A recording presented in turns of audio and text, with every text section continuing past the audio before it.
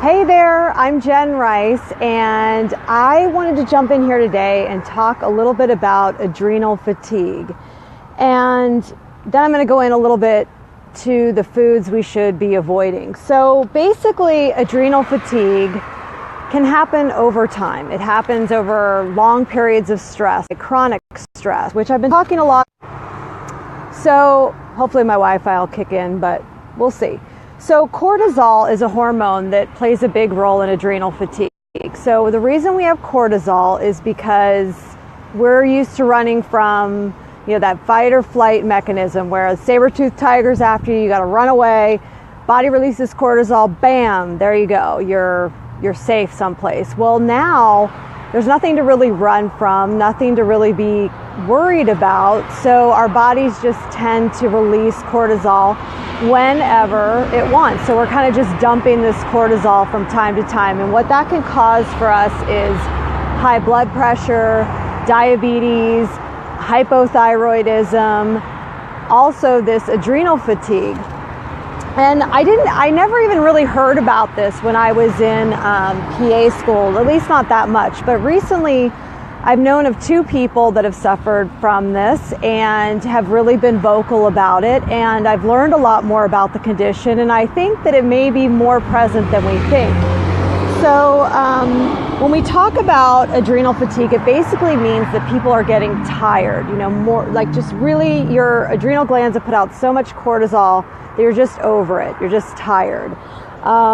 There are some things we can eat, though, that will help our systems avoid this kind of cortisol fatigue. And those would be things like coconut, chicken, turkey, blueberries, avocados, vegetables like cauliflower, broccoli, not just like, potatoes and such, but we're talking the type of vegetables that, more of the leaf vegetables, not starch type, and then fish, wild-caught salmon. So what would be 8 foods to just stop eating now so that you can avoid this excess cortisol secretion? Because these things, if your body's going to release cortisol, and it's going to cause the pancreas to release insulin, it's going to let off this almost like a surge of sugar, if you think about it that way. So a surge of sugar that we want to put a cap on.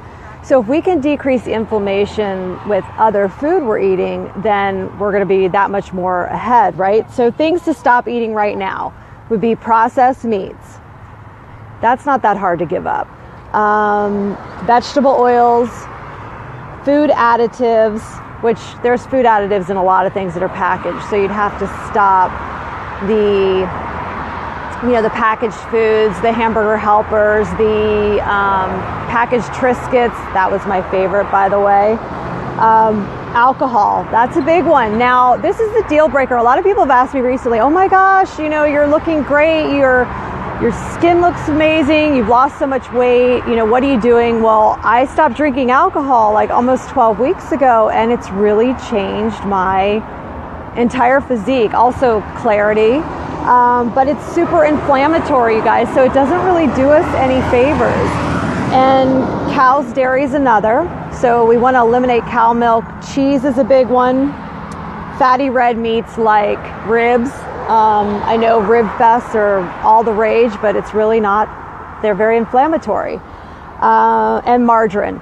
So I'll pop down in the comments the 8 foods to avoid, but I think we're going to start hearing more and more about this adrenal fatigue. I know I've started to run into people who have suffered this or are suffering through it, and it is linked to cortisol.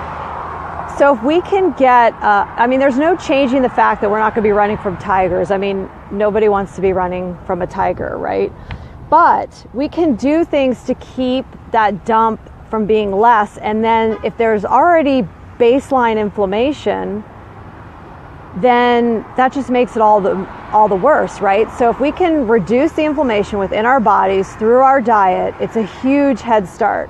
So I hope you guys have found value in this. If you have, please feel free to leave me a comment below. Certainly share this video with someone who may benefit from learning more about either adrenal fatigue, cortisol, how it works within the body.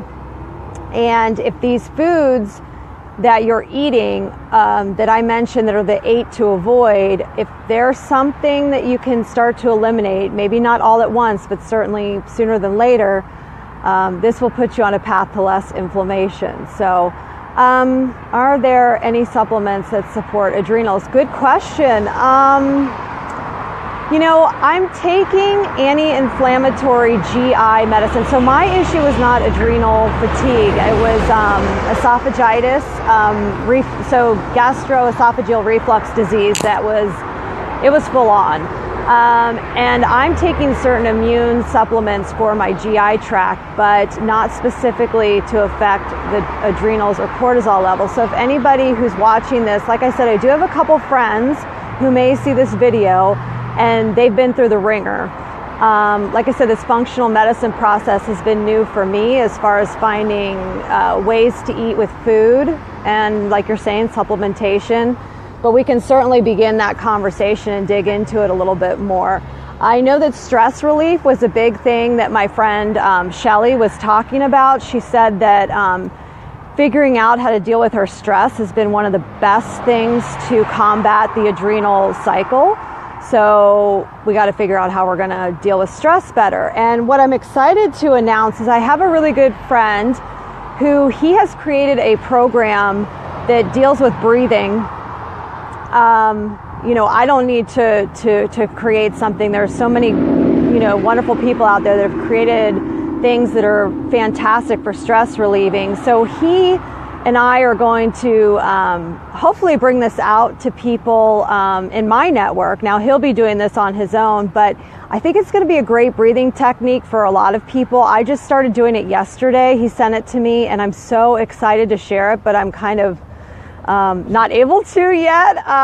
But I think it's really going to be helpful, and it's not a huge time commitment. You can even do it while you're walking. It's a really great program he's come up with. So I think stress relief is going to be a really big part of it. But yeah, Kate, let's, if you find out anything, please throw it below here in the comments. I know I have a lot of real smart people in this network, and a lot of them have been through different things like Hashimoto's thyroiditis and these other conditions that maybe they know of some supplements that they have done too. But thank you guys so much for watching. Like I said, if you have someone that might find value in this, please share it, and have a great weekend.